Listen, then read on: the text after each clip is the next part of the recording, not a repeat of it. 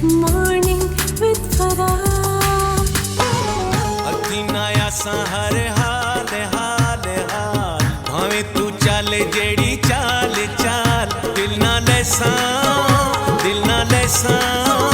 तेरे नाल नाल नाल जुल्फां दे सट वता जाल जाल जाल भावे तू चल जेड़ी चाल चाल दिल ना लेसा तेरे नाल नाल नाल जुल्फां दे सट वता जाल जाल जाल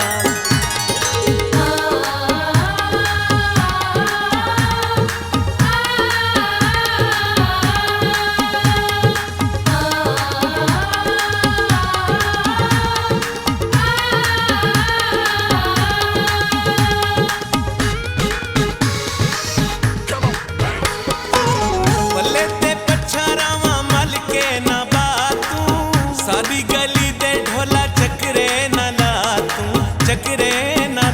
तू बल्ले ते पछारावा मल के ना बातू सादी गली दे ढोला चकरे ना ला तू बुझी वाता मैं हर गाल गाल गाल भावे तू चल जेड़ी चाल चाल दिल ना लेसा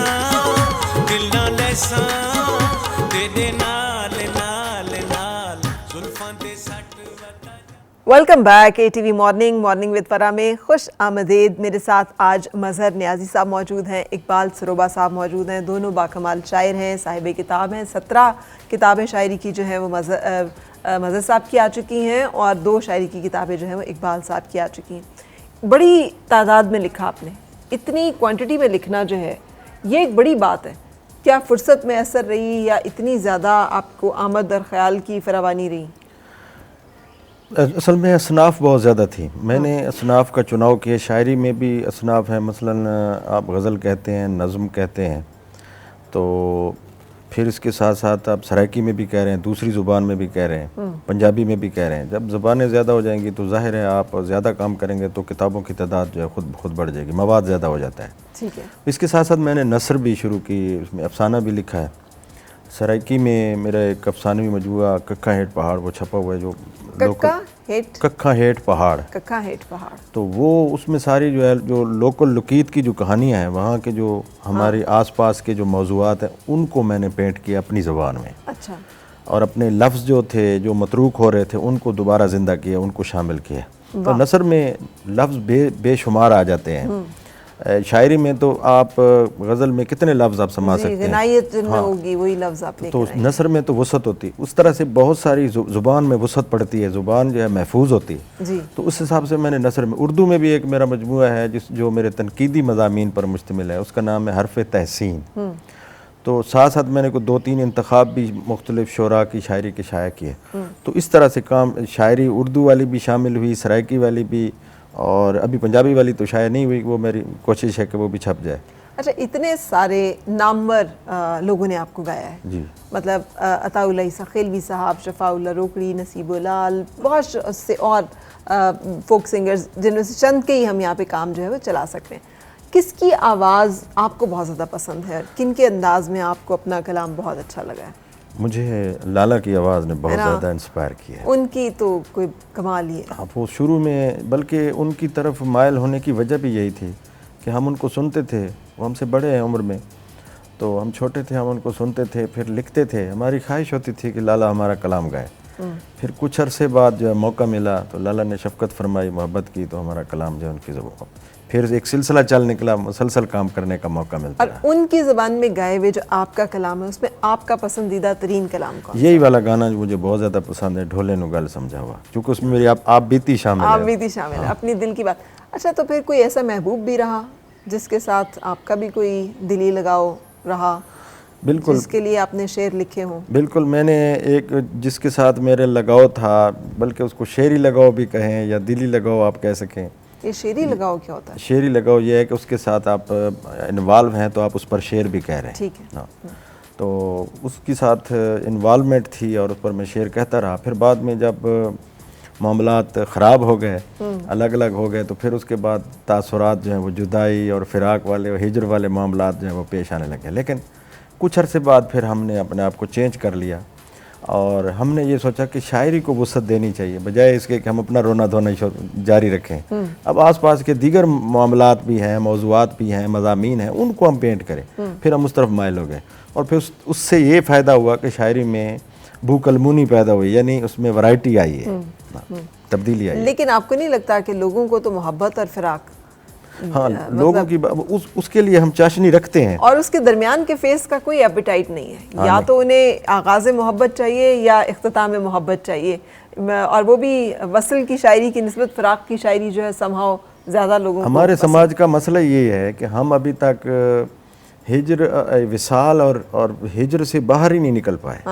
कोई इसकी तीसरी कैफियत भी होनी चाहिए कि इसके बगैर भी गुजारा हो सकता है, लेकिन वो नहीं जी पा रहे। वो कहते हैं नहीं, आप जिस तरह आपने कहा कि या तो मोहब्बत के फसाने, महबूब की तारीफ वो सुनेंगे, या फिर वो रोना धोना सुनेंगे। अब ये दो चीज़ें हैं, तीसरी चीज़ नहीं है जिसमें कोई खुशी के आसार हो, वो नहीं है। ठीक है, आपको भी ये एहसास होता है? आपकी जो शायरी है वो ज़्यादा अफाकियत, उसमें आपने गज़लें कही हैं, लेकिन आपने एक दो अशार आप उसमें वो ले आते हैं जो कि ओवरऑल सारे कॉम्प्रिहेंसिव होते हैं। तो आपको भी लगता है कि थोड़ा सा महदूद है जब आपने लोगों के लिए लिखना हो तो उनकी पसंद के मुताबिक लिखने के लिए फिर मौज़ूआत जो हैं जो मकबूल आम हो सकते हैं उनकी तादाद महदूद हो जाती है? जी जी, होता है, ऐसे हो जाता है।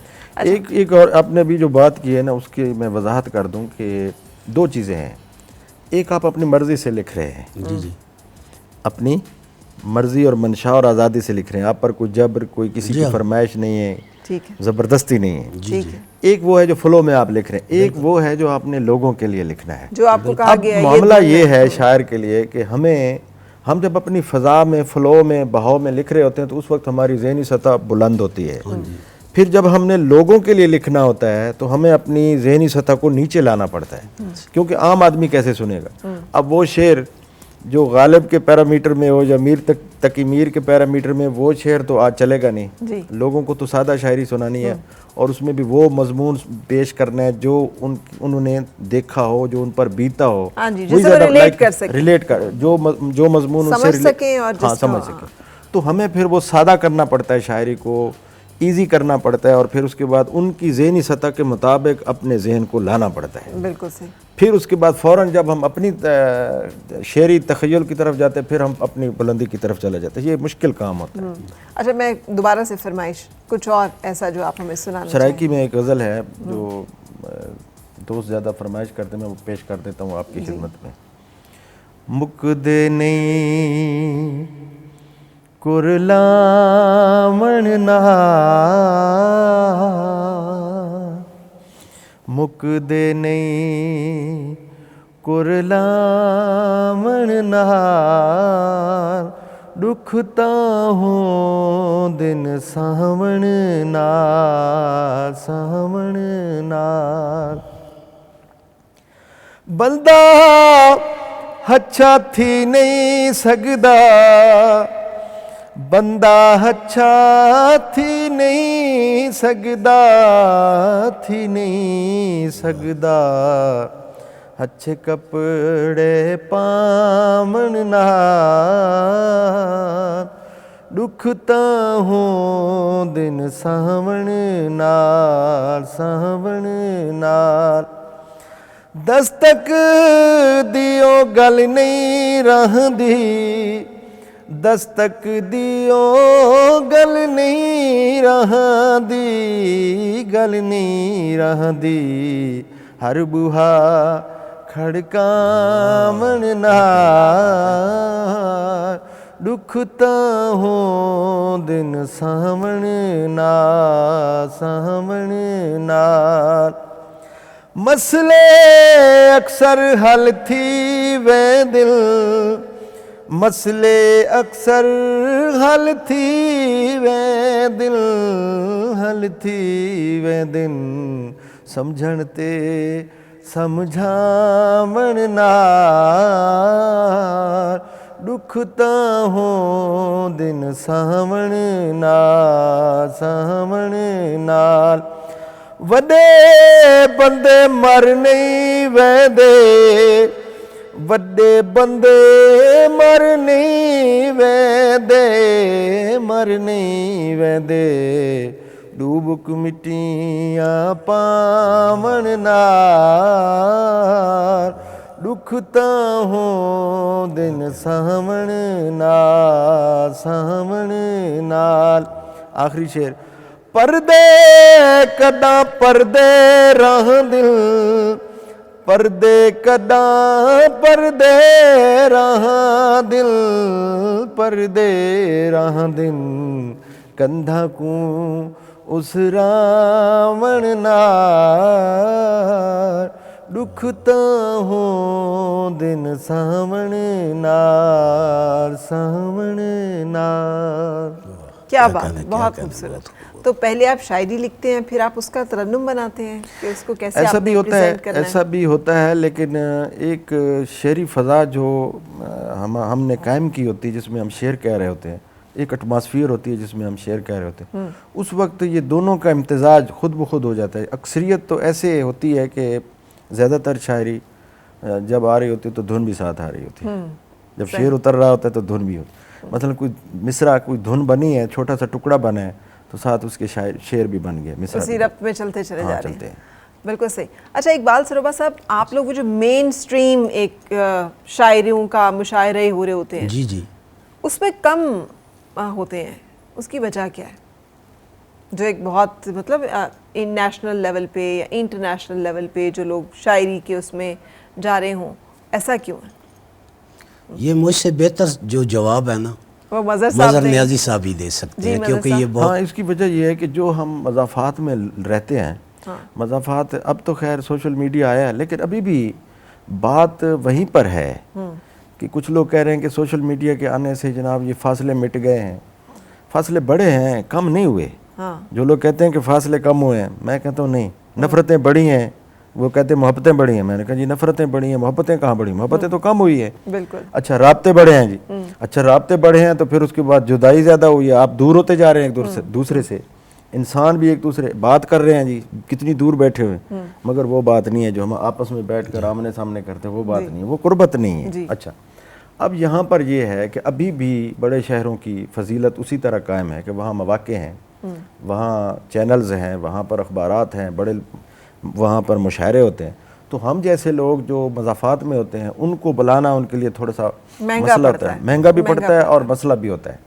और वो कहते हैं कि इनके अखराजात भी होंगे, फिर उनको वो देने पड़ेंगे। यहाँ के लोग तो सब इकट्ठे हो जाते हैं, अवेलेबल ही। तो अभी भी शहरों की जो बर्तरी है वो कायम है। लेकिन ये बर्तरी फिर सुखन की बर्तरी तो ना हुई। अब मैं आपको सुन रही हूँ, आप लोगों के कलाम सुन रही हूँ, तो बहुत आला पाए कि ये कलाम है।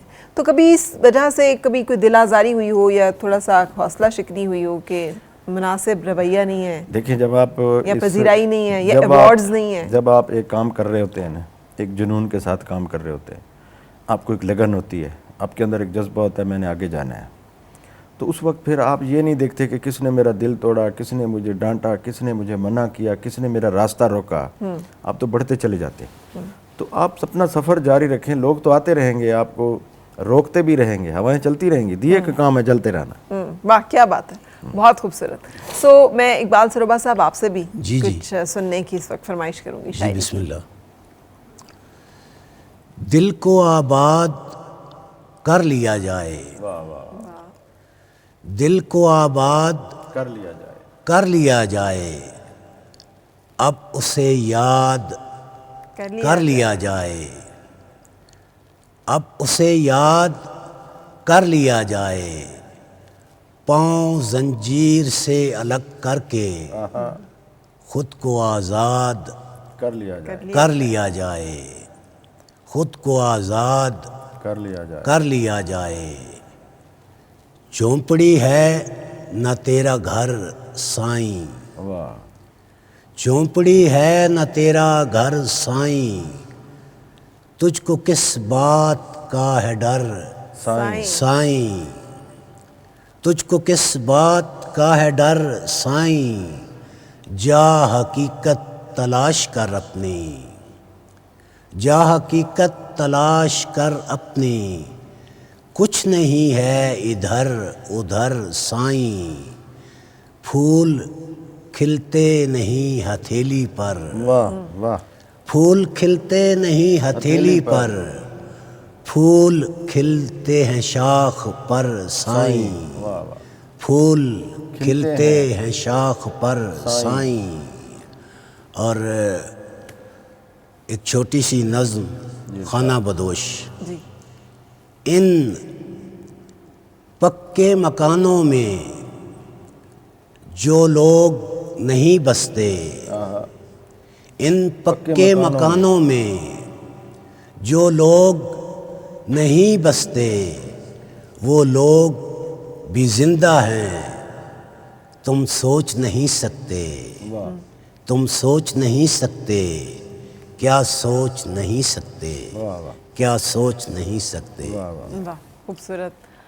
अच्छा जी, इजाज़त लेने का वक्त है। बहुत खुशी हुई आपसे मिलकर। आपके आज तक गीत सुने हैं लोगों की आवाज़ में और अंदाज में। आज आपकी अपनी कलाम शायर व ज़ुबान शायर का लुत्फ़ ही कुछ और है।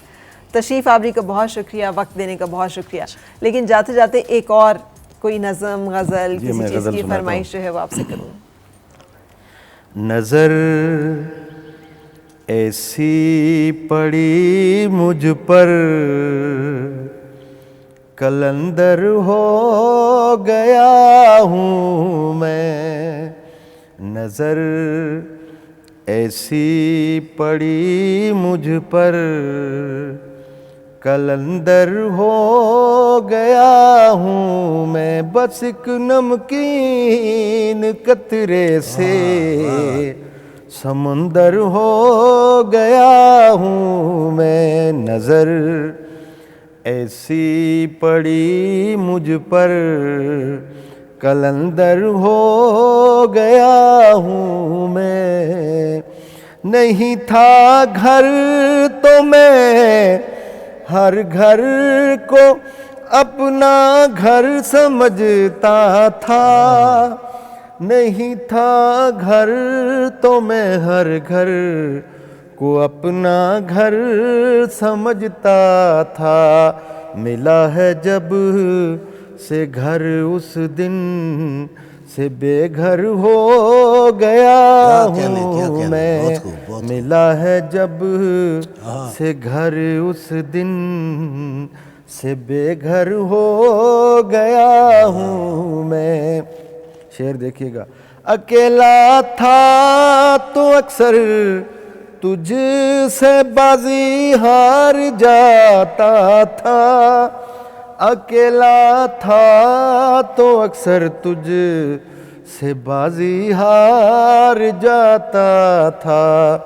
कभी अब जंग मत करना कि लश्कर हो गया हूँ मैं। कभी अब जंग मत करना कि लश्कर हो गया हूँ मैं। लहू की दास्तां लिखने चला हूँ रेगे करबल पर। लहू की दास्तां लिखने चला हूँ रेगे करबल पर।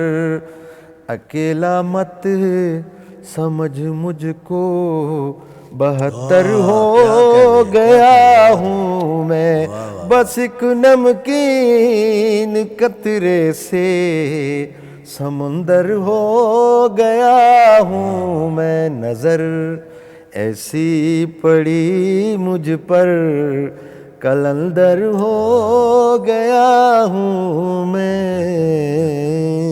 बहुत बहुत बहुत खूबसूरत। और यकीन कीजिए आपके साथ ये जो बाकायदा गुलाम अली साहब की गज़ल गायकी की महफिल का लुत्फ़ आ रहा है, क्योंकि जितना आप खूबसूरत अपने अंदाज़ को तरन्नुम के साथ पेश करते हैं, कलाम तो खूबसूरत है ही, तो लगे हाथों एक सोशल मीडिया पे रिलीज़ कर ही डालें अपनी आवाज़ में, अपने अंदाज में ये सारी चीज़ें। आपने कह दिया तो इंशाल्लाह बिस्मिल्लाह करते हैं। ज़रूर कीजिए, क्योंकि मुझे यकीन है कि इस तरह से हमें एक अच्छे लिखने वाले के साथ साथ एक अच्छे पढ़ने वाले, एक अच्छी गज़ल को उसके पूरे जिसे नोक पलक के साथ अदा करने वाली जो फनकार हैं उसका भी इजाफा मिलेगा। जी इंशाल्लाह। बहुत शुक्रिया, थैंक यू, Thank you, बहुत आपका शुक्रिया भी इकबाल सरोबा साहब, बहुत थैंक यू शुक्रिया, मजहर बहुत न्याजी शुक्रिया। साहब।